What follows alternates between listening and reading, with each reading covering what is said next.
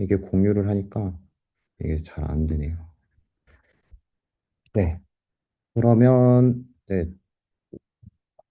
네. 일단 오늘 주제는 이제 클라우드 엔지니어의 직무의 이해와 생존 전략이라는 주제로 이제 여러분들에게 어, 짧게 강연을 좀 하고 질문을 좀 많이 받아볼까 합니다.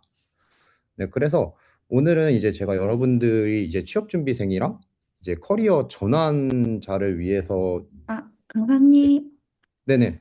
네, 지금 네, 음성이 잘 안 들려서 아, 네네. 말씀드렸고요. 이제 잘 나옵니다. 아, 네네네네. 잠시만요. 다시 한번 말씀해 주시겠어요? 잘 들리실까요? 아, 네, 감사합니다. 네네네네. 네.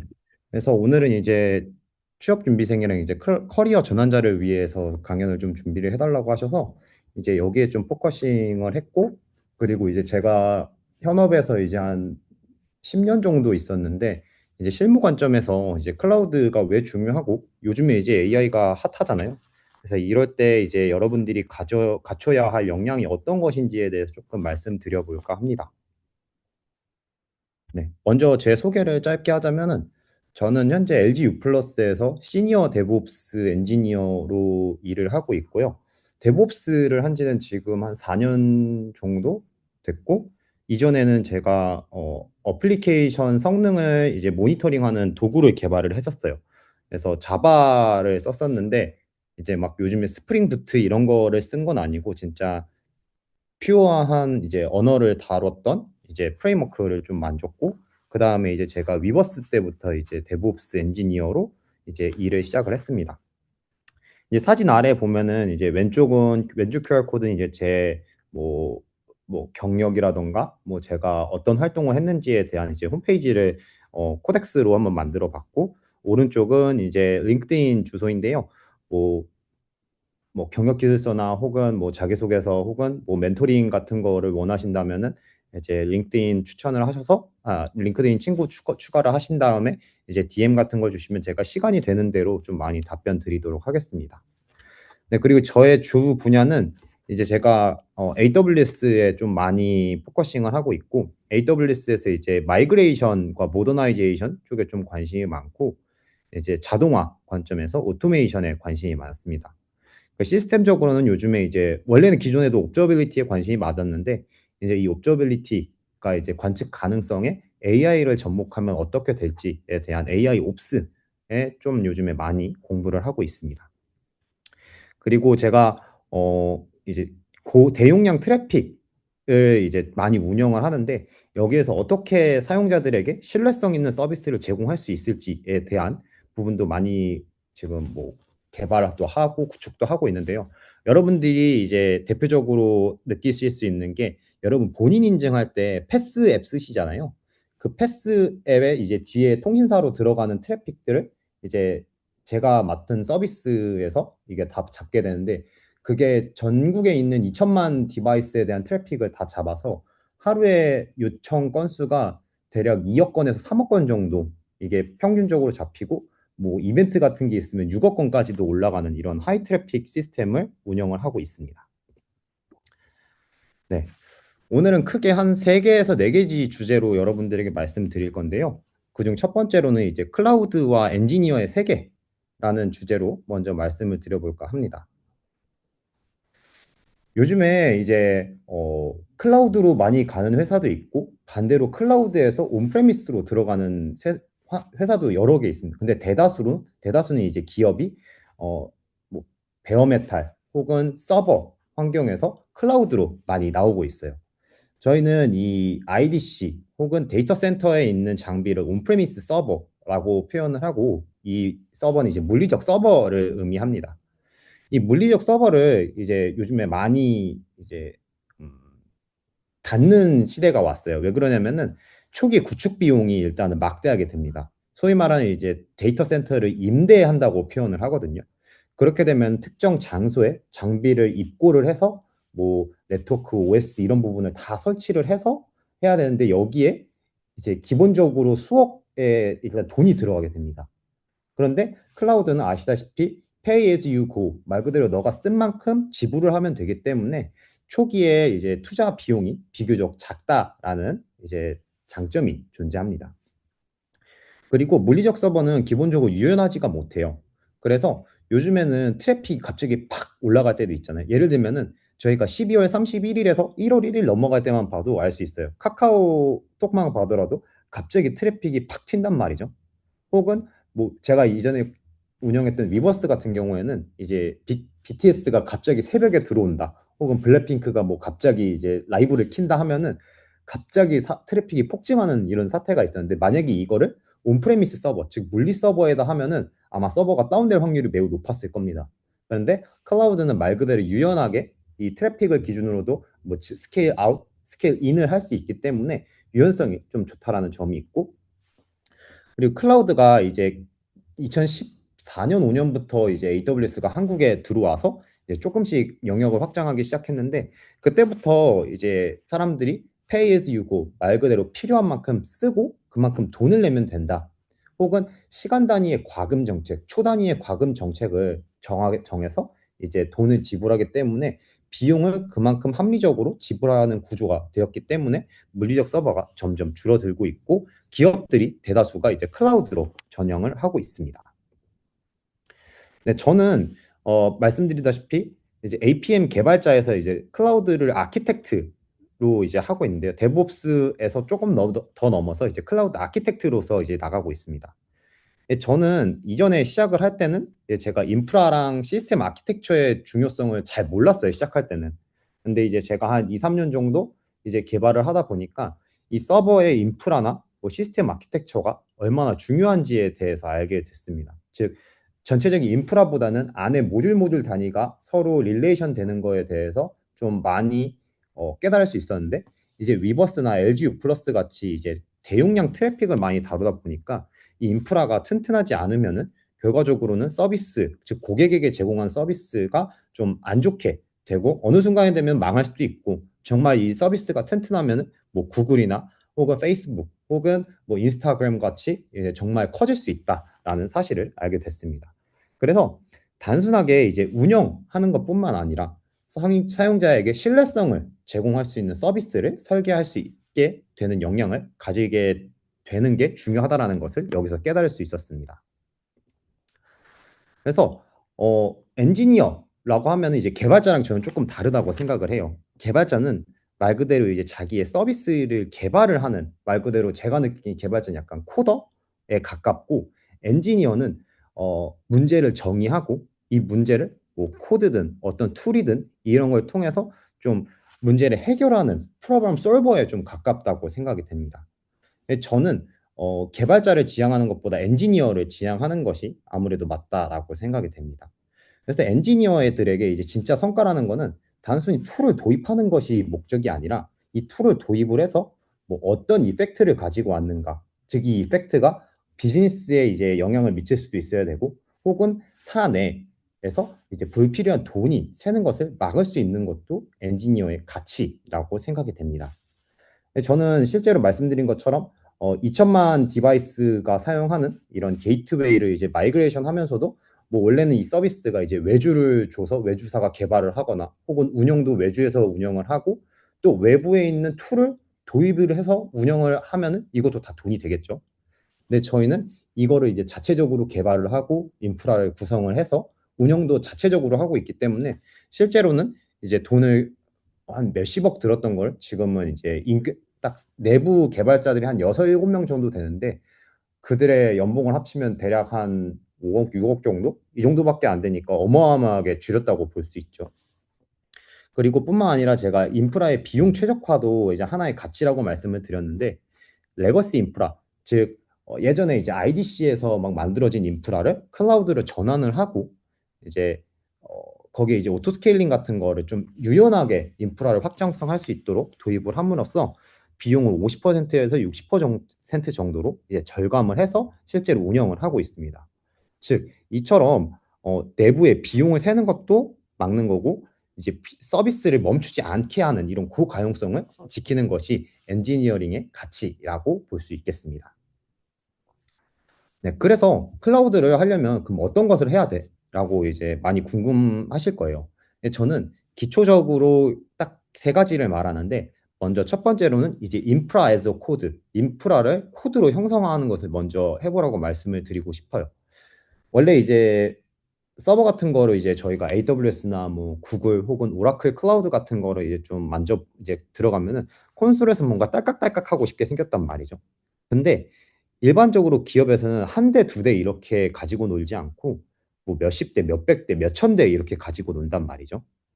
그러면은 이 인프라를 코드로 정의를 해서 그 코드를 찍어내는 형식으로 돼야지만 한 사람이 여러 서버 혹은 몇백 대의 서버를 동시에 관리를 할 수 있어요.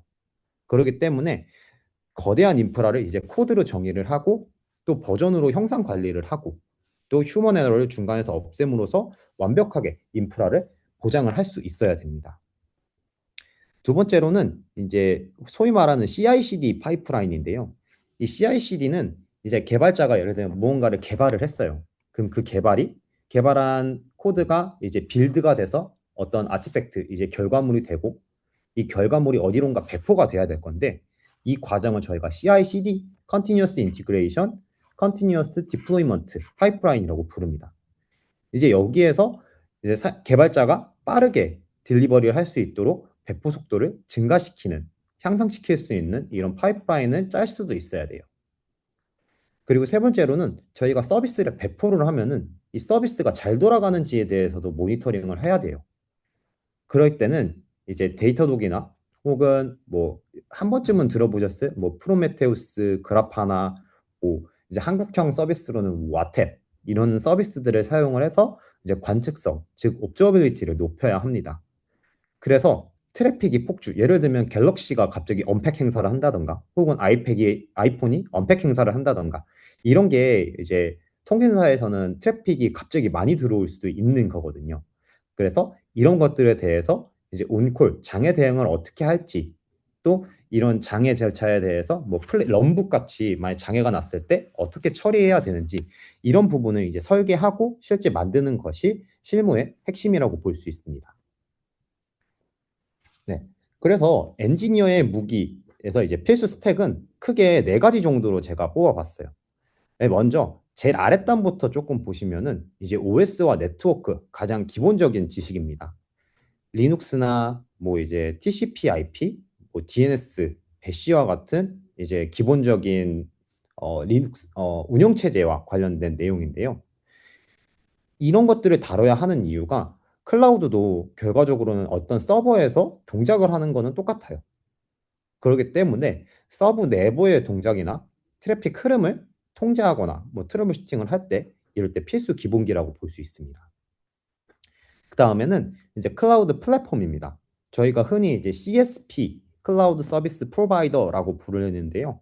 뭐 크게 이제 AWS가 있고 뭐 구글에는 GCP, 뭐 MS에는 Azure, 오라클에는 어, 오라클 클라우드 OCP라고 불리고 한국에 NCP도 있습니다. 네, 이렇게 이제 클라우드 프로바이더가 제공해주는 클라우드 플랫폼들이 있는데요. AWS를 저는 많이 쓰기 때문에 대표적으로 이 AWS를 가져와 봤고 이제 클라우드 환경에서는 여기서도 동일하게 이제 네트워크를 어떻게 구성을 하고 또 컴퓨팅 파워를 얼마나 줄 거고 뭐 보안에 대해서 뭐 어느 트래픽은 막고 어떤 트래픽은 열어주고 이런 식으로 조합하는 능력이 정말 많이 필요합니다. 즉 여기에서도 결과적으로 위에서 배웠던 OS 네트워크의 지식 근간을 사용할 수밖에 없기 때문에 이 OS와 네트워크 레이어는 정말 필수적이라고 볼 수 있습니다. 그 아래는 이제 컨테이너라이제이션인데요. 이제 여러분들이 실제로 이제 현업에 들어오면 아마 한 번쯤은 도커라는 거 이제 들어보실 거예요. 이 도커를 활용해서 나온 게 이제 쿠버네티스라는 건데 쿠버네티스는 사실 모르셔도 되고요. 일단 도커만 좀 기억하시고 가시면 좋을 것 같아요. 이 도커를 사용을 하다 보면은 기본적으로 컨테이너라는 단어가 정말 많이 나와요. 이 컨테이너는 말 그대로 OS를 약간 일종의 서버를 프로세스화 시켰다고 생각하시면 될 것 같아요. 프로세스라는 것도 조금 와닿지 않으실 수 있는데 그냥 하나의 실행 단위라고 생각하시면 될 것 같아요.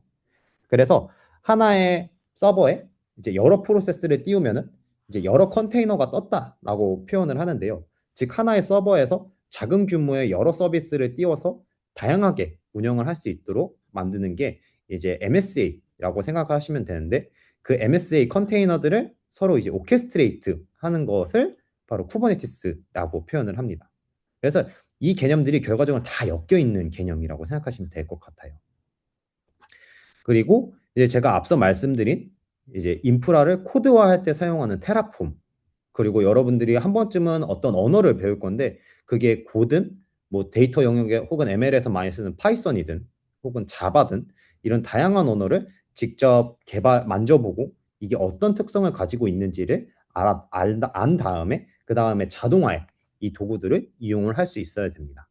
네, 결론적으로 이 네 가지가 클라우드 엔지니어 혹은 데브옵스 혹은 SRE, 뭐 플랫폼 엔지니어라는 직무의 가장 필수적인 기본 네 가지 근간이라고 생각하시면 될 것 같습니다. 네, 제가 질문은 세션 다 끝나고 받도록 하겠습니다.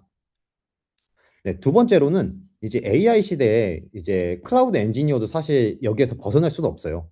근데 이 AI를 저는 뒤처지는 것보다 오히려 이 흐름에 편승을 해서 어떻게 클라우드 엔지니어가 이거를 잘 녹일지가 정말 중요하다고 생각을 해요.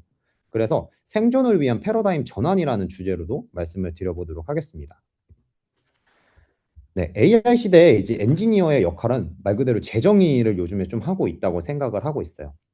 이전에는 전문가라는 집단이 뭐 어떤 문제를 풀거나 또 인프라를 구축하거나 혹은 개발을 하거나 이런 시대였는데 요즘은 이제 AI가 들어옴으로써 개발도 쉬워지고 뭐 어떤 트러블 슈팅 같은 것도 쉬워졌단 말이죠. 그래서 기존에 인간의 영역은 뭐 기술 스택을 정하고 비용 대비 성능에 대해서 뭔가 지표를 통해서 확인을 하고 국가 규제망이 어떻게 돼서 이걸 회피를 할지 이런 거를 좀 정했는데 AI가 여기에 이제 들어옴으로써 단순하게 개발 스크립트도 짜고 인프라도 만들고 뭐 로그 패턴이나 뭐 비용 같은 것도 분석을 해서 사실 인간이 할 수 있는 영역을 다 대체할 수 있다고 생각을 해요. 그런데 저희가 그럼 AI 시대에 어떻게 살아남아야 될까를 좀 고민을 해봤는데 결론적으로는 이제 AI를 보조 도구로서 활용을 하고 인간끼리 할 수 있는 거는 결과적으로 비즈니스 요구에 맞춰서 설계를 하는 거는 AI가 저는 할 수 없다라고 지금은 생각해요. 나중에는 할 수 있을지도 모르지만 지금은 할 수 없다라고 생각을 합니다. 그래서 결과적으로는 어떤 비즈니스 도메인에 대한 시스템 아키텍처를 설계하는 것이 중요하고 이를 통해서 엔지니어가 살아남을 수 있다라고 생각을 하고 있습니다. 그래서 저는 AI가 대체할 수 없는 세 가지 아키텍처링의 가치를 좀 말씀드려보고자 해요. 먼저 첫 번째로는 스케일러빌리티, 확장성입니다. 이게 트래픽이 갑자기 팍 하고 들어오게 되면은 사실 확장성이 없는 서비스는 장애를 맞을 수밖에 없어요. 예를 들면은 데이터베이스가 사이즈가 작은데 앞단에 트래픽이 많이 들어오게 되면 당연히 데이터베이스가 뻗게 되겠죠. 그렇게 되면 서비스가 전체적으로 장애를 맞게 되고 그렇게 해서 사용자가 서비스를 사용할 수 없게 됩니다. 여기에서 사람이 할 수 있는 영역은 유연하게 확장되는 아키텍처를 설계하는 것입니다. 즉, IP를 고갈하지 못하게 뭐 VPC 네트워크를 설계를 한다던가 혹은 임계치를 잘 맞춰서 얘를 이 서버가 잘 증설되게 한다던가 혹은 보안적인 부분에서 어떻게 이거를 해칭할 수 있을지에 대해서 확장성 있게 만드는 것이 먼저 첫 번째 가치라고 생각이 되고요. 두 번째로는 시큐리티와 컴플라이언스에 대한 이제 준수입니다. 이 부분이 왜 중요한 이유는 이제 비즈니스 도메인에 따라서 이런 규제가 달라질 수 있어요. 예를 들면은 금융권, 뭐 보험회사나 카드사, 은행권 여기는 이제 금감원의 제재를 받게 되고 반대로 통신사 같은 경우에는 과기부의 이제 규제를 받게 됩니다. 그래서 이 컴플라이언스라는 게 이제 도메인에 따라서 다릅니다. 그리고 한국은 또 한국 법을 따를 거고 뭐 미국은 뭐 히파, 뭐 의료계에서는 히파 이런 거를 받을 거고 그렇기 때문에 각 나라별로도 또 이게 달라요. 그렇기 때문에 사람들이 특정 나라 혹은 특정 도메인에 대해서 이거를 맞춰서 전사적인 보안 거버넌스를 수립하는 것도 아키텍처링의 가치라고 생각할 수 있습니다. 그리고 세 번째로는 코스트 옵티미제이션입니다. 클라우드는 제가 앞서 말씀드린 것처럼 pay as you go, 말 그대로 너가 쓴 만큼 돈을 지불하는 것입니다. 하지만 AI가 가끔씩 이런 얘기가 있어요. 어떤 서비스가 장애가 났어요. 근데 이 서비스가 DB로부터 장애가 난 거예요. 그러면은 AI가 판단을 잘못하게 되면은 이 DB를 지워버리는 케이스도 있을 수 있어요. 이렇게 되면은 서비스가 망가지게 되겠죠. 근데 AI는 이거 판단을 서비스가 장애가 안 나려면 DB를 없애버리면 돼. 즉 문제의 원인이었던 거를 제거를 해버리면 돼라고 판단을 할 수도 있다라는 거예요.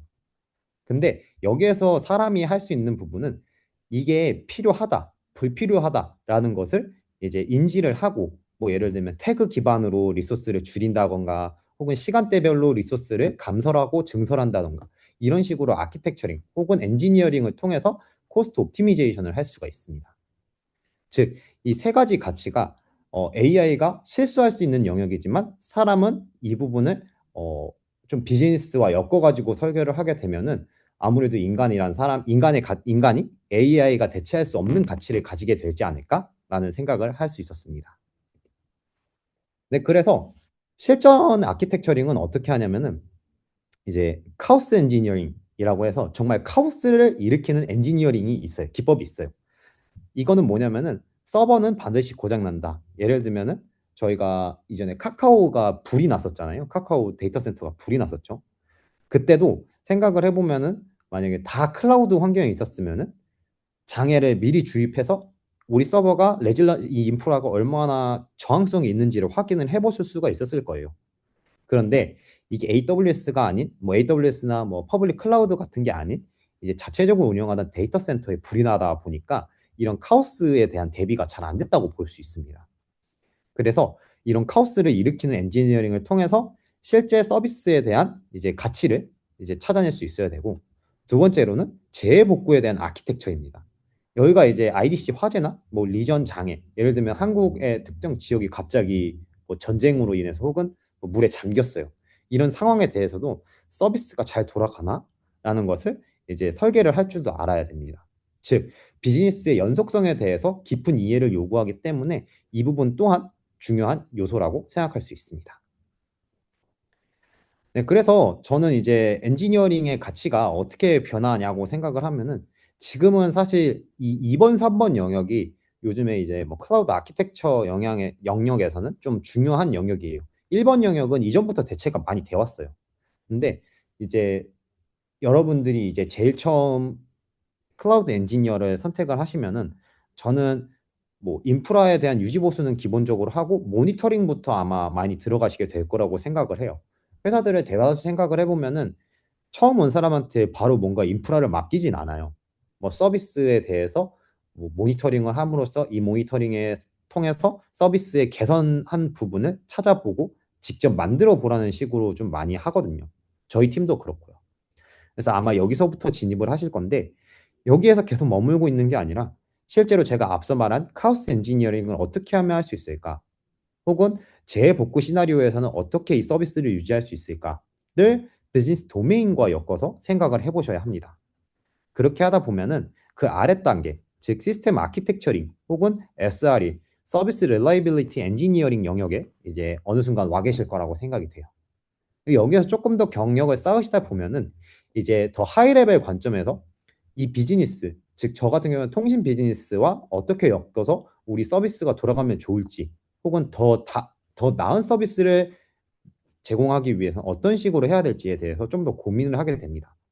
즉 미래가 되게 되면은 이제 단순하게 뭔가를 구현하고 뭔가 유지보수하고 하는 가치는 아마 떨어지게 될 건데 말 그대로 복잡한 환경, 도메인이나 뭐 비즈니스가 얼마나 빠르게 되는지 이런 환경에서는 설계나 이제 인프라에 대한 판단에 대해서 이제 엔지니어의 가치가 아마 매겨질 거라고 생각이 됩니다. 즉, 여러분들이 이제 업무를 전향을 하시거나 혹은 취업을 새로 하신다고 하면은 내가 나중에는 이 비즈니스 A라는 비즈니스에 어떤 기여를 할 수 있을지에 대해서 생각을 많이 해보셔야 된다는 것을 말씀드리고 싶었어요. 네. 그래서 주니어 때는 아무래도 제가 앞서 말씀드린 것처럼 오퍼레이터의 역할을 많이 하게 되실 거예요. 즉, 여기에서 이제 기존 인프라에 대해서 구성과 이해를 많이 하셔야 됩니다.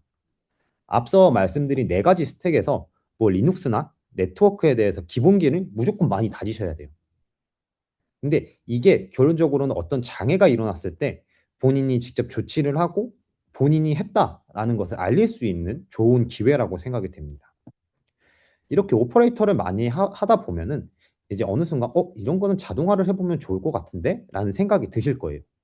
그때 이제 수동 반복되는 작은 작업들이 이제 AI를 통해서 직접 구현을 한다던가 혹은 시스템적으로 자동화를 할 수 있는 방법을 좀 제시를 해본다던가 라는 식으로 오토메이팅을 하실 줄 알아야 합니다. 그래서 여기 오토메이터를 잘 하다 보면은 결론적으로 오퍼레이터와 오토메이터를 이제 합치다 보면은 결과적으로 이제 데브옵스 혹은 SRE 영역에 들어올 수밖에 없게 돼요. 그래서 이 서비스 레벨이 얼만큼 잘 유지되는지에 대해서 직접 정의를 해서 수치적으로 이걸 볼 수 있어야 되고 또 옵저빌티, 즉 서비스에 대한 이제 가용성 같은 부분을 이제 고도화할 수 있어야 됩니다. 그리고 앞에서는 이제 장애 알람 확인 이거 이제 수동 조치로 했는데 두 번째 단계에서 자동화를 했으면은 이 세 번째 단계에 오시면은 장애에 대한 원인 분석 그리고 예방하는 방법 또한 AI를 활용을 해서 뭔가 서머라이즈를 해서 직접 자동으로 조치를 하게 한다던가 혹은 개발자들에게 노티를 해서 좀 더 이런 인시던트 타임 자체를 줄일 수 있는 이런 식으로 예방을 할 줄도 아셔야 합니다. 그리고 앞서 말씀드린 것처럼 이제 비용에 대해서 튜닝을 하게 되실 거예요. 예를 들면 AI가 야 너는 최근 1개월 내에 이 서버는 이만큼밖에 사용을 하지 않았어. 그래서 너는 이 인스턴스를 이만큼 줄여도 될 것 같아. 라고 이제 제안을 해주면 우리는 그걸 보고 이게 타당한지 아닌지에 대해서 이제 근거 자료를 보고 타당하네 하면은 이 인스턴스 사이즈를 줄임으로써 비용을 튜닝을 할 수 있게 됩니다. 그래서 마지막으로는 이제 전사 혹은 뭐 프로젝트 단위에서 이제 클라우드 도입 전략을 수립할 수도 있어야 되고 뭐 보안이나 이제 컴플라이언스에 대한 아키텍처까지 종합적으로 고려할 수 있는 이제 아키텍처가 될 수밖에 없습니다. 그래서 이 아키텍처 능력을 가지게 되면은 결론적으로는 비즈니스에 대해서 어떤 아키텍처가 맞는지 혹은 이 비즈니스에서는 뭐 데이터 거버넌스가 한국에만 있어야 된다 혹은 국외로 가도 된다 이런 거버넌스에 따라서 아키텍처가 정말 많이 달라지거든요. 그렇게 비즈니스에 대해서 이해를 하고 아키텍처를 설계할 수 있는 능력을 갖추어야 합니다. 네. 그래서 저는 요즘에 이제 이전에는 막 테라폼을 해서 인프라를 만들고 뭐 모니터링하고 SRE를 많이 했었는데요. 저는 요즘에 이제 제 포트폴리오 드리븐이라고 표현을 하고 뭐 재미 드리븐이라고도 표현을 하는데요. 도구 이제 뭐 CLI 도구 같은 거를 이제 이미 있는 것만 만드는 게 아니라 요즘에 AI를 통해서 개발을 하기가 쉽잖아요. 그러다 보니까 저는 이 AI를 활용을 해서 제가 사용하고 싶은 도구를 그냥 하루에 딱 투자를 해서 그냥 만들기도 해요. 그래서 이 만들고 진짜로 얘가 잘 돌아가기 위해서 혹은 확산을 잘 시키기 위해서는 어떻게 해야 될까를 좀 많이 고려하는 편이기도 해요. 그래서 엔지니어라고 해서 그냥 단순히 문제를 정의를 하고 이 문제를 어떻게 풀어야 할까를 생각하는 것이 아니라 내가 이 문제를 풀려면은 이런 도구가 없네. 그럼 이걸 개발을 해볼까? 이걸 개발을 함으로써 이 문제를 해결할 수도 있고 또 다른 사람들에게 이 도구를 활용을 함으로써 좀 더 그 라이프 사이클을 빠르게 만들 수도 있거든요. 그래서 제가 오픈 소스로 지금 좀 만들고 있는 툴들이 있습니다. 그래서 이런 툴을 통해서 단순히 이제 제가 나가서 뭔가 나 이런 사람이야 라고 할 때 뭐 단순히 저는 뭐 AWS를 뭐 얼마나 운영을 해봤습니다. 뭐 이런 것보다는 내가 불편한 뭐 암호화된 값을 주고받기 위해서 뭔가 사람들 간의 유출이 걱정되었습니다. 이런 유출을 막기 위해서 저는 시크릿을 교환하는 CLI 도구를 만들어서 모든 사람이 쓰게 만들어 가지고 뭐 시크릿 키에 대한 유출을 안 되게 만들었습니다. 이런 식으로 하게 되면은 이 사람이 어떤 문제를 고민을 했고 그래서 어떻게 도입을 했고 어떤 식으로 해결을 할 수 있는지를 이제 말을 할 수가 있어요. 그래서 남들보다 좀 더 포트폴리오에 대해서 차별점을 가질 수 있게 됩니다. 즉 여러분들이 이제 뭐 취업 준비를 하시면서 무슨 프로젝트들을 좀 많이 하실 거예요.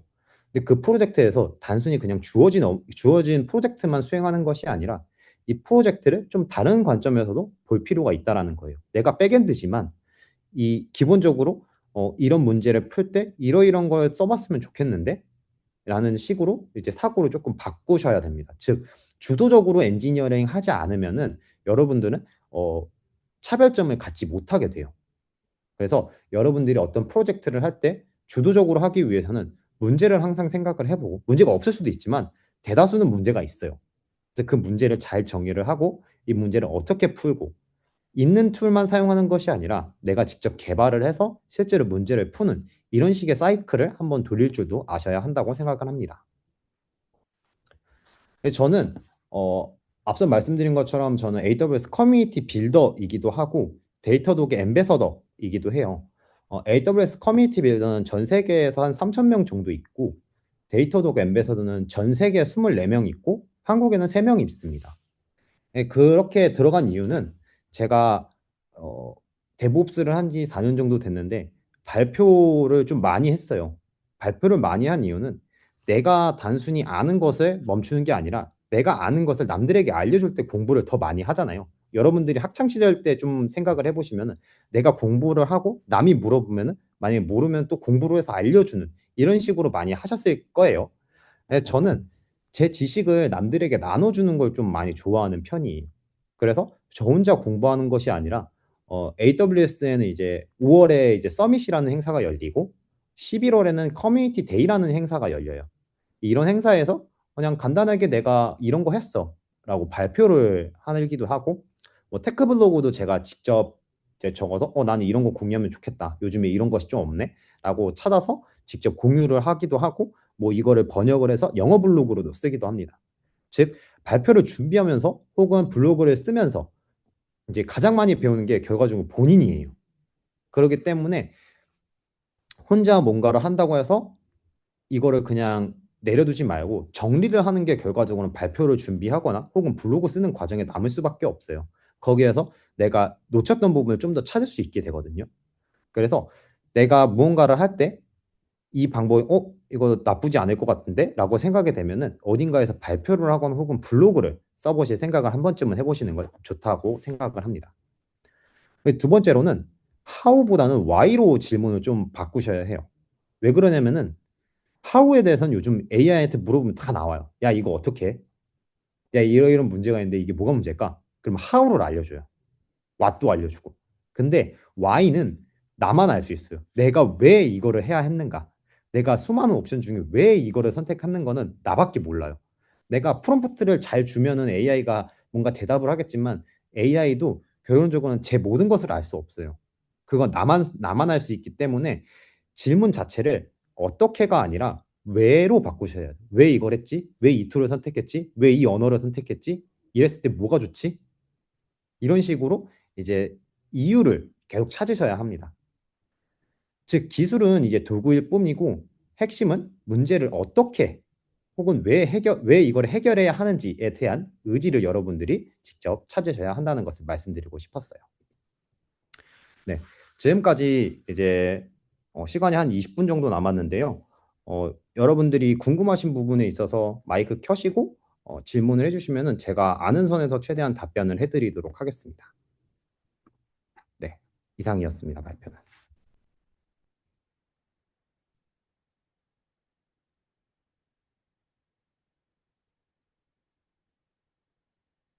어휴, 네, 박수 감사드리고요. LG U 플러스는 자체 클라우드 서비스. 네, 자체 DC도 있긴 있어요. 저희가 IDC 센터가 두 개인가 세 개의 크게 있는데요. 거기 안에서도 프라이빗 클라우드로 운영도 하고 AWS도 많이 사용하긴 하는데, 요즘에 이제 서비스들을 퍼블릭 클라우드에 좀 많이 띄우는 편이기도 합니다. 왜 그러냐면은 그 서버 IDC에 구성하는 서버 자체도 이게 뭐 돈도 많이 들기도 하고, 이거를 유지보수하는 사람의 인력도 요즘 많이 없기 때문에 자체 클라우드보다는 AWS나 혹은 GCP, 애저를 좀 많이 사용하려고 하는데, 제가 있는 팀에서는 대부분 AWS를 활용을 합니다.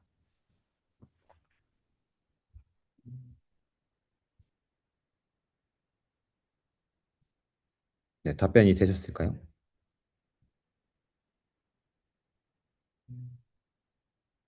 네네네.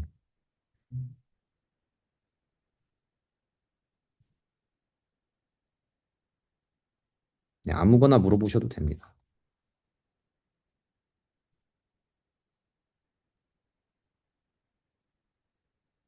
클라우드 엔지니어링을 거래하면 되어 있을까요? 네, 맞습니다. 클라우드 엔지니어는 음, 그냥 말 그대로 클라우드 엔지니어잖아요.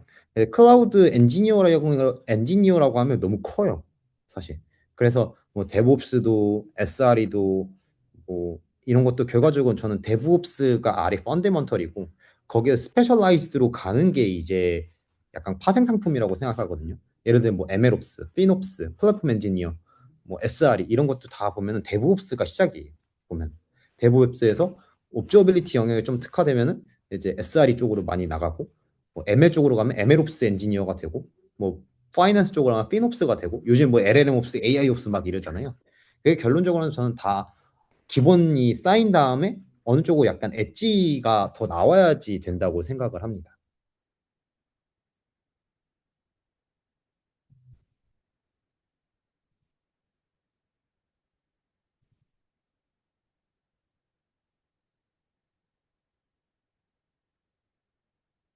네.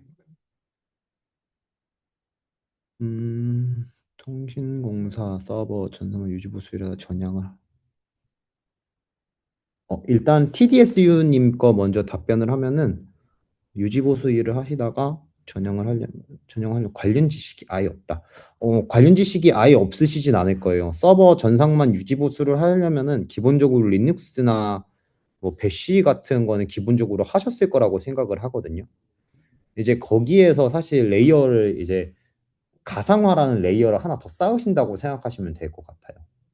그래서 일반적 전통적인 뭐 우리가 서버를 구성을 하는데 얘를 이제 어떻게 하면 좀 더 어, 음, 물리 장비 없이 논리적으로만 잘 나눌 수 있는지 이런 거를 이제 좀 고려하는 게 사실 퍼블릭 클라우드거든요. 저희 예전 팀장이고 삼성 SDS에서 물리 장비만 다루셨다가 여기 와서 퍼블릭 클라우드를 다루셨는데 오히려 더 잘하세요. 아무래도 물리 장비 그 제한된 환경에서 자라다 보니까 제한된 환경에서 커리어를 키우시다 보니까 오히려 퍼블릭 쪽으로 오니까 좀 더 많이 잘하신다는 생각이 많이 들어요. 어떤 것부터 시작하면 좋을지 저는 일단 AWS 계정부터 만드시는 거를 먼저 해보면 좋을 것 같아요. AWS를 직접 한 번씩은 써보셔야 이게 와닿으실 거거든요. 네. 그래서 AWS를 한번 유튜브에도 강의가 많으니까 유튜브에 강의를 보시던 혹은 직접 핸즈온을 해보시던 이런 식으로 하시면 될 것 같아요. 두 번째로 오퍼레이션 쪽의 관측이 많이 중요한 것 같은데 꽤나 인상 깊으셨던 매트릭?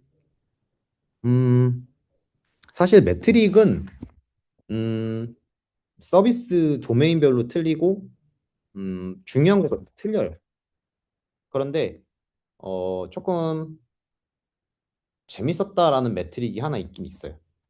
이게 사용자들에게 공개되지 않은 매트릭인데 AWS 안에 이게 리눅스 서버에는 기본적으로 있는 컨트랙이라는 이제 매트릭이 있어요. 근데 AWS에서는 이걸 보여주지 않아요.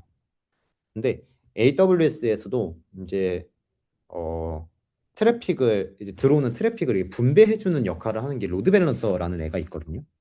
근데 걔가 내부적으로는 이 컨트랙이라는 게 실제로 많이 사용되면은 얘도 사실은 인스턴스예요. 서버예요. 이게 교체가 되는 현상이 있었어요. 근데 이건 AWS가 알려주진 않아요. 그냥 사용자가 보다가 뭐 서포트 티켓 같은 걸 끄면 그때서야 알려주거든요. 근데 이거를 그냥 매트릭만 보고 딱 판단을 하시는 분이 계셨어요. 예전에 저희 팀원 중에. 그래서 그분 보고 이건 진짜 경험에서만 우러나올 수 있는 거다라는 생각을 좀 많이 했어요. 네. 저도 이거를 어떻게 한 번에 보고 알았지? 라는 생각을 했는데 진짜 경험을 그만큼 많이 쌓아야 된다고 생각을 해요. 네. 근데 사실 클라우드는 어, 처음에 진입하기가 정말 좀 어렵다고 생각을 해요. 아무래도 뭐 리눅스나 서버에 대한 경험 지식 같은 게 이게 연차가 쌓이면 좀 많이 있을 수밖에 없는데 주니어 연차에서는 이걸 쌓을 수가 있나? 라는 생각을 좀 많이 하게 되더라고요. 근데 또 하시는 분이 계시면 있긴 해서 가능은 한 것 같은데 잘은 모르겠습니다. 네, 그렇습니다.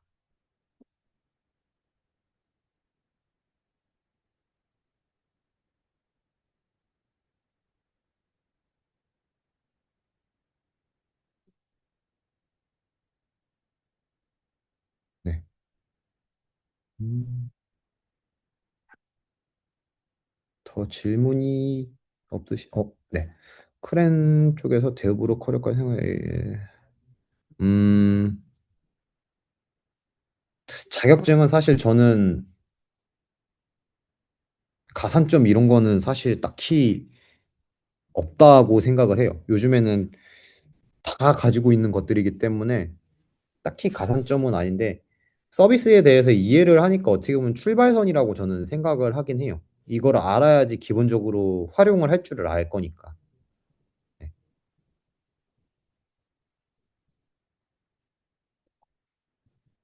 음,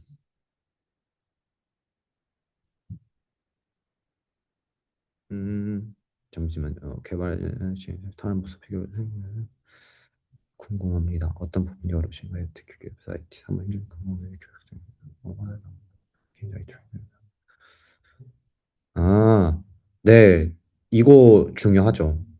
저도 저희 회사에는 부문이 여러 부문이 있어요. 뭐 기업 부문이 있고, 컨슈머 부문이 있고, 뭐 네트워크 부문이 있고, 저희 부문이 막 여러 개 있고, 같은 CTO 부문 안에도 뭐 인사팀이나 이런 여러 분들이 계시는데 그분들한테 설명을 할 때 말씀하신 대로 이런 단어를 조금 말씀드리기가 어려워요. 그래서 저는 비유를 좀 많이 해요. 비유를 이제 잘 해서 말을 하거나 아니면은 단어 자체를 엄청 풀어서 설명을 합니다. 그래서 말씀하신 대로 용어가 어렵게 느껴질 수밖에 없어요. 이게 업에 한정돼 반대로 저희가 비개발자 예를 들면 기획분들이 쓰는 기획분들이 쓰는 거나 뭐 경영분들이 쓰는 단어를 저희도 어려워해요. 반대로 생각하면. 그래서 커뮤니케이션이 진짜 어렵긴 해요. 근데 그만큼 상호 이해를 하려고 좀 노력을 해야 돼요. 저는 그렇게 생각합니다. 네, 저도 이제 약간 지금 리드의 입장으로서 다른 팀을 이해하려면 그들의 언어나 문화를 이해한다고 생각을 해야 하거든요. 그래서 어떻게 하면 좀 더 다가갈 수 있을지 그런 부분에 대해서 좀 많이 고려를 하고 있긴 합니다. 네, 답변 되셨을까요? 어, 신입 클라우드 엔지니어에 대한 실질적인 채용 수요가 있긴 있어요. 비전공정 수련이 신입으로 취업이 되죠. 됩니다. 근데 지금 S님이 말씀하신 거는 너무 단편적이에요. 조금 더 말씀드리자면은 신입으로 취업을 되는지는 사실 본인이 앞에서 어떤 것들을 하느냐에 따라서 천차만별인데 아예 안 될 수도 있어요. 그러니까 앞선 그 수료를 하는 과정에서 프로젝트나 뭐 이것저것 할 건데요. 그 과정에서 본인이 제가 아까 말씀 엣지라는 걸 좀 많이 가지고 있으셔야 취업이 될 거고요. 그 엣지 중에 그냥 클라우드를 많이 하시고 잘 아시고 정말 제가 말씀드린 아키텍처링 역량이 있으면은 클라우드 엔지니어로서 이제 채용을 할 수 있습니다. 근데 실질적으로 현업에서 봤을 때 신입은 거의 없어요. 왜 그러면 신입 수준이면 사실 회사 입장에서는 그냥 AI를 하나 더 사주는 게 빠르긴 하거든요. 그래서 오히려 백엔드 엔지니어 혹은 프론트엔드 엔지니어 혹은 뭐 요즘에 프로덕트 엔지니어라고 표현하는데 그런 개발자부터 시작을 해서 점차 영역의 확장을 하는 것 같습니다. 크랜 대업 신입 개발자를 후보는 제일 먼저 눈에 가는 거. 아니요, 카오스 엔지니어링 사실 이런 거는 잘 안 봐요. 왜 그러냐면은 실제 실제 이제 현업에서 하는 카오스 엔지니어링의 수준이 있기 때문에 개인이 하는 거엔 한계가 있어요. 그래서 오히려 저는 이 친구가 이 문제가 단순하더라도 어디만큼 고려를 했는가를 좀 많이 보는 것 같아요. 네. 어, 나이는 이거는 팀바팀 회바회. 저는 상관없거든요. 지금 저희 팀에도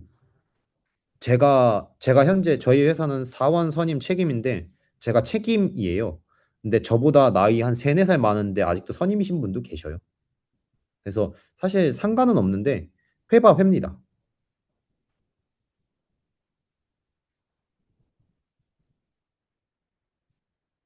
네. 제가 이전에 뭐였지? 어디 제로베이스인가? 그 데이원 컴퍼니에서 했던 커널 360이라는 이제 부트캠프 했는데 그때 합격하신 분이 40살짜리 아저씨도 계셨어요.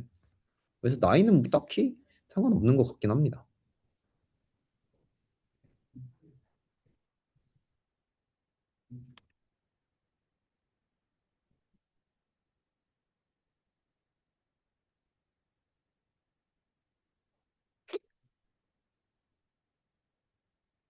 네.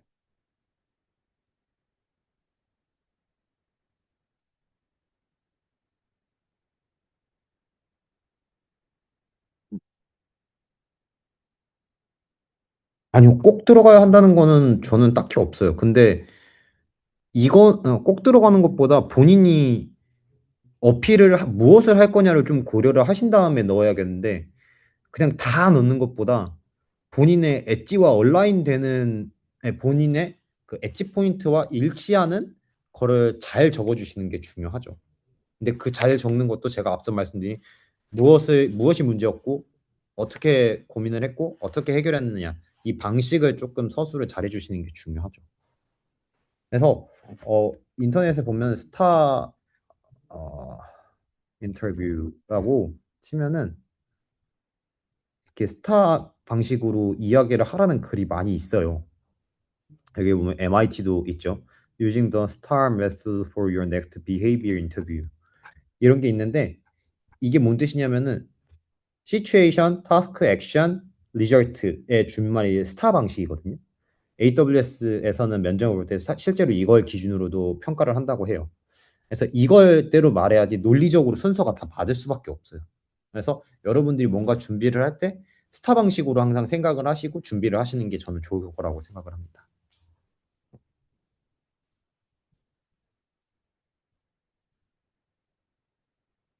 네, 감사합니다. 음, 네, 자소서도 중요하긴 한데요. 음, 자소서 중요해요. 중요한데 너무 두루뭉술하게 안 쓰시는 걸 좋을 거예요. 사실. 너무 두루뭉술하게 쓰면 얘 뭐야? 약간 이런 느낌이 많이 들거든요. 그래서 항상 그러니까 경력서를 줄글로 함축해서 풀어 쓰는 게 저는 자기소개서라고 생각을 해요. 내가 무엇을 했고, 그래서 나는 어떤 사람이고, 이런 걸 잘 나타내는 게 사실 자기소개서고, 그거를 좀 더 이제 태스크 단위로, 회사 단위 혹은 프로젝트 단위로 나타낸 게 이제 포트폴리오가 되겠죠. 포트폴리오 혹은 자기 경력 기술서.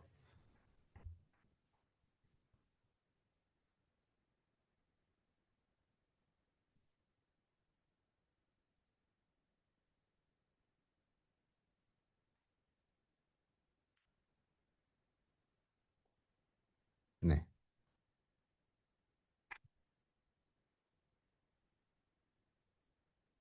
또 질문이 있으실까요? 채용 지원 서류가 기업마다 다른데 이력서, 자소서, 포폴, 이력서, 포폴 이렇게만 있는 것도 있어서 1차 직무 팀피트 확인해서 세 개의 서류 중 음, 아, 저는 포폴이 그나마 많이 와닿긴 하죠. 이 사람이 무엇을 했고 무엇을 어떤 식으로 했는가에 사실 포폴에 다 담잖아요. 그래서 이 사람의 기본적인 이력을 좀 보고 그다음 포폴을 좀 많이 보는 편이에요. 사실 저의 스타일은 저는 자소서를 별로 중요시 생각은 안 해서 자소서는 말 그대로 그냥 AI한테 써달라고 하면 써줄 수도 있는 영역이라고 생각을 하는데 포폴은 내가 뭔가를 정리를 해서 표현을 해야 되는 거잖아요. 이력서는 그거를 함축시킨 거고. 그러다 보니까 저는 이력서랑 포폴을 좀 많이 봐요.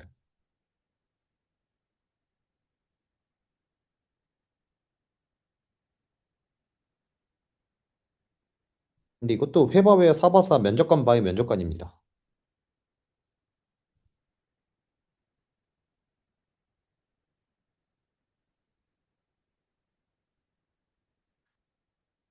하이 포폴.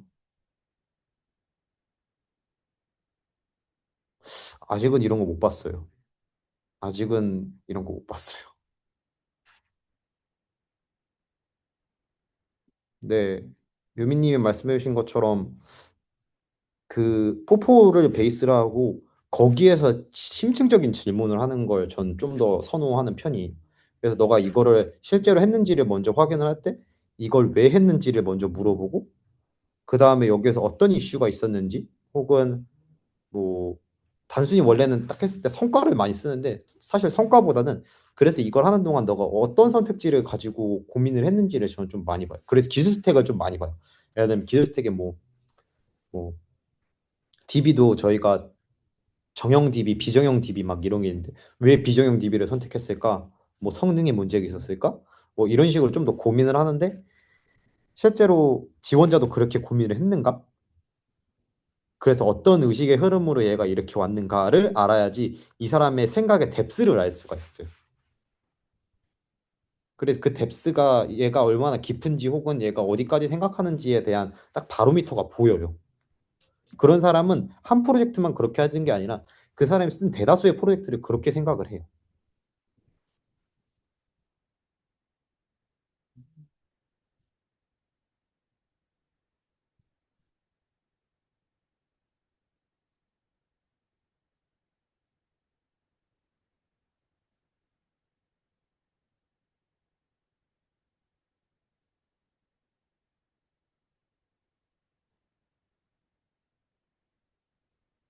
네, 맞습니다. 딱 장관님이 말씀해 주신 것처럼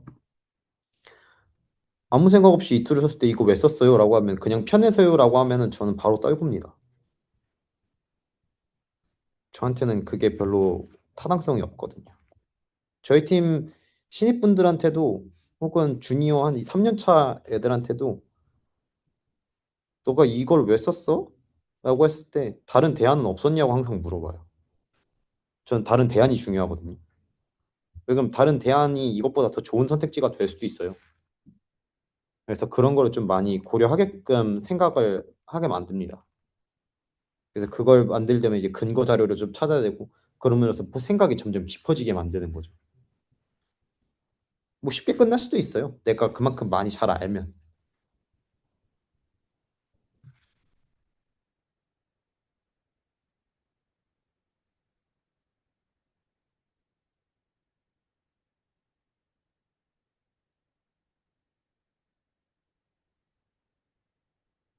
결과물에 기재된 포트폴리오보다 이 포트폴리오 역할을 어떻게 활용했는지 인공지능이 한 역할을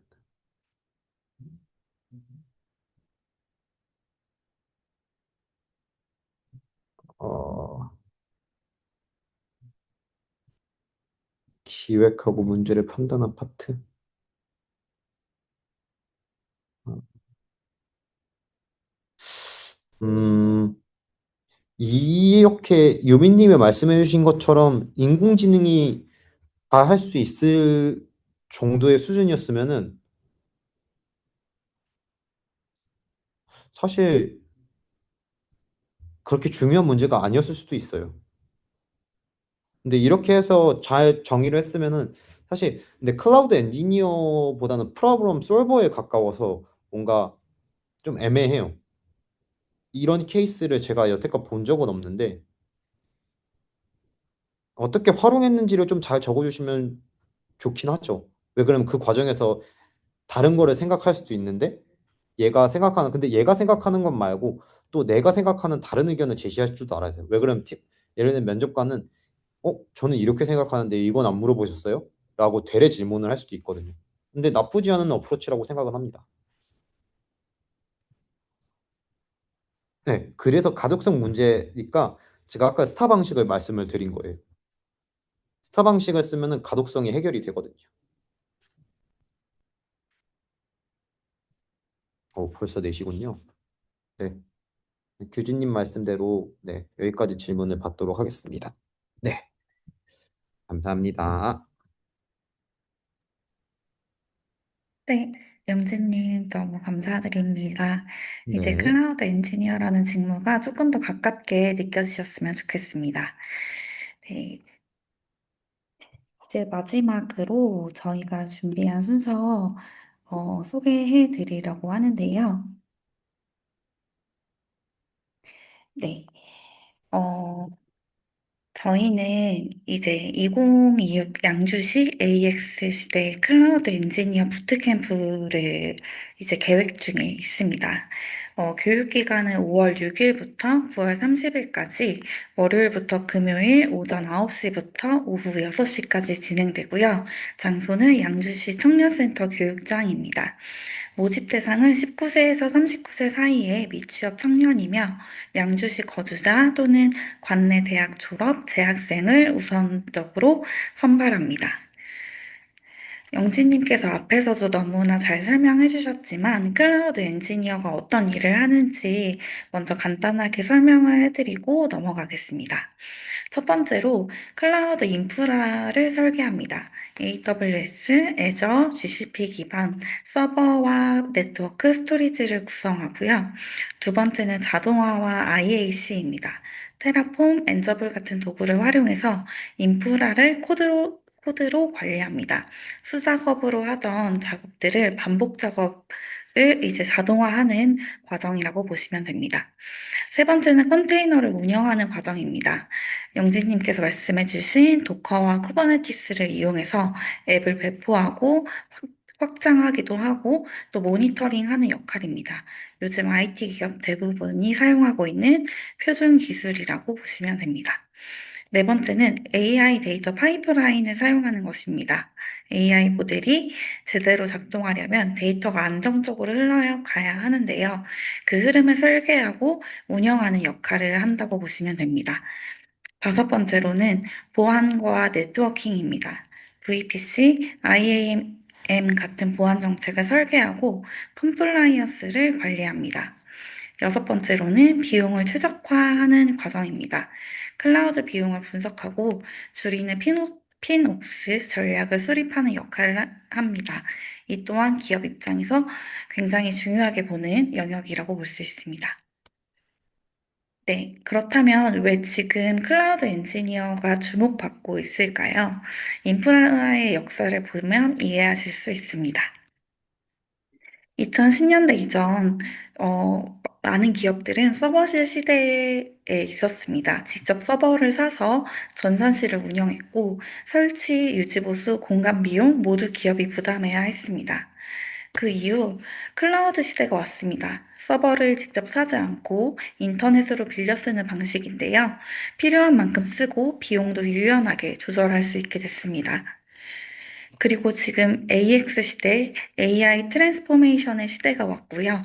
AI가 클라우드 인프라와 결합하면서 클라우드 엔지니어가 AI 서비스를 직접 설계하고 운영하는 시대가 된 겁니다. 기업의 대부분 업무가 AI와 클라우드 기반으로 전환되고 있는 지금 클라우드 엔지니어의 수요는 앞으로도 계속 높아질 수밖에 없습니다. 그래서 저희가 이 부트캠프를 준비했고, 구체적으로 무엇을 배우게 되는지 말씀드리겠습니다. 총 네가지의 핵심 역량을 키우게 되는데요. 첫 번째는 엔터프라이즈 인프라 설계입니다.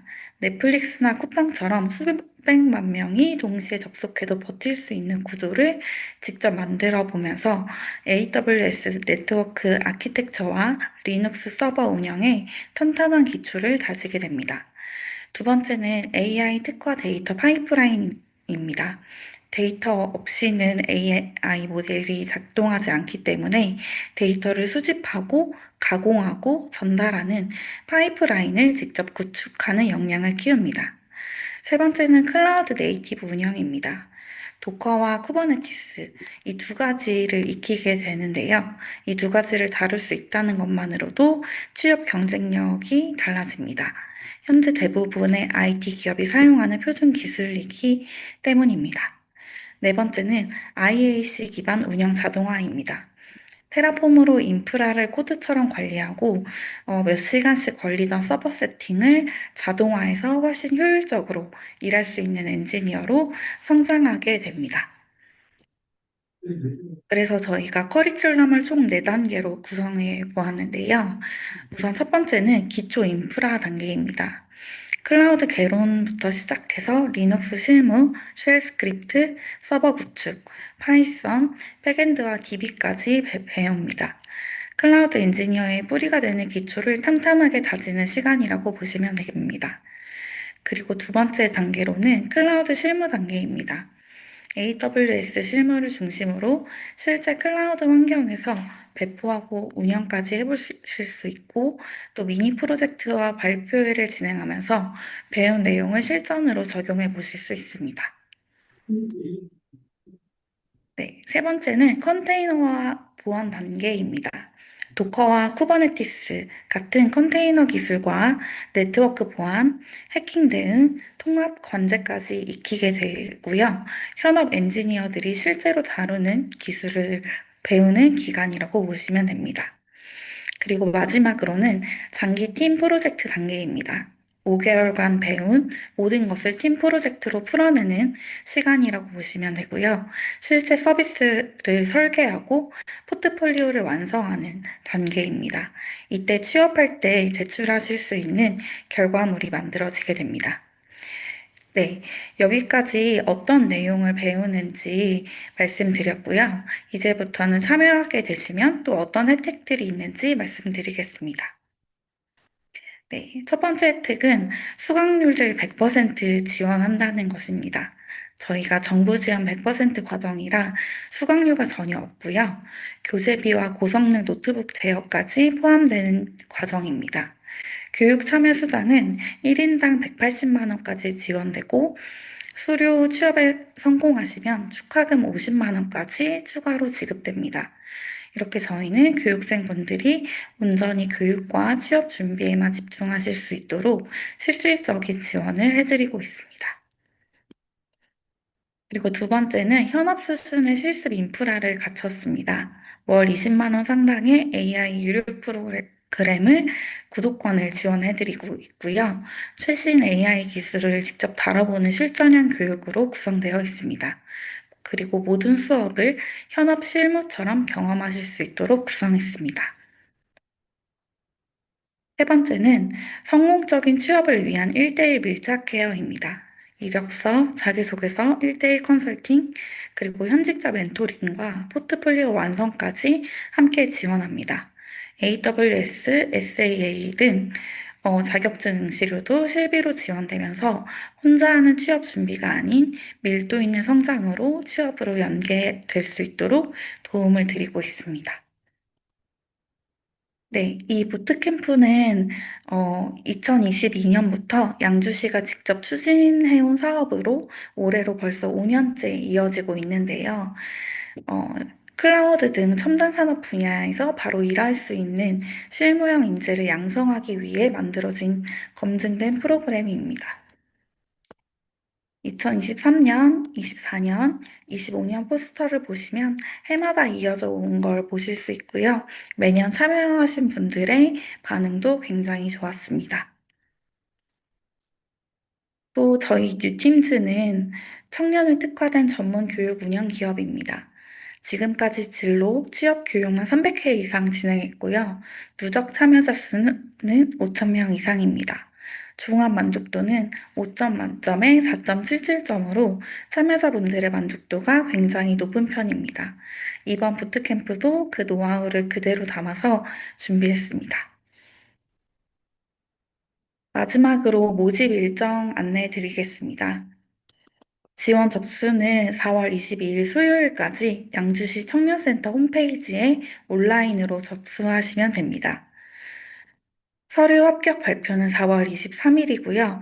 면접 전형은 4월 28일부터 29일까지 양일간 진행됩니다. 참여 의지와 직무 적합성 위주로 평가하는 대면 면접이라고 보시면 됩니다. 최종 합격자 발표는 4월 29일이고, 합격하신 분들께는 오리엔테이션 안내가 함께 드려집니다.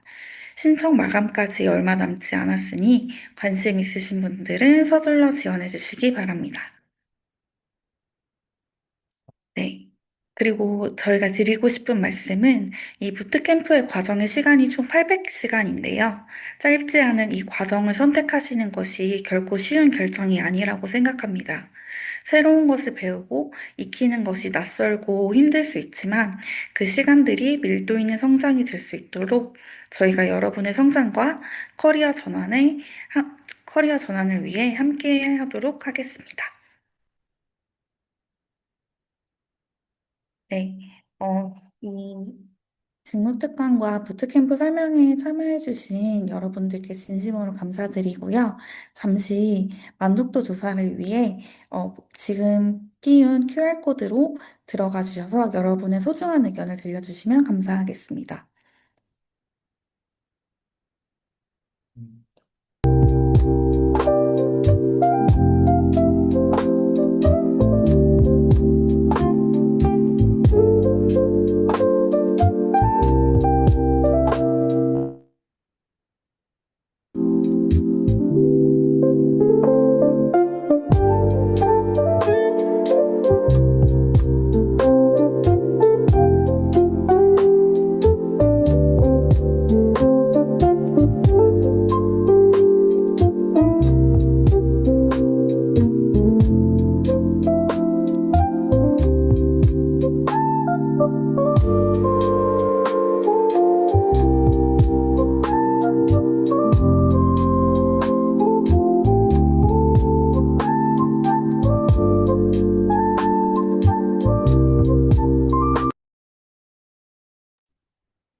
네, 여러분 소중한 의견 만족도 조사 참여해 주셔서 감사하고요. 그리고 마지막으로 저희가 단체 사진을 한 장 찍으려고 합니다. 다른 건 아니고 저희가 내부 보고용으로 필요해서 부탁드리는 점 양해해 주시기 바라고요. 가능하신 분들은 카메라를 켜주시고 조금 부끄러우시면 책이나 손으로 얼굴을 가리셔도 가능하니 카메라를 잠시 켜주시면 감사하겠습니다.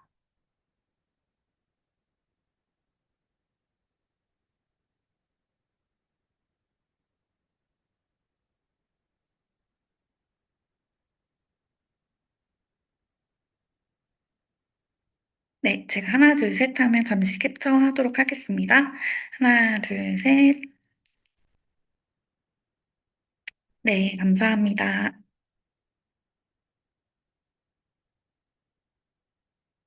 그리고 혹시 저희 부트캠프 관련해서 궁금하신 점이 있다면 편하게 채팅창에 남겨주시면 답변 드리도록 하겠고요.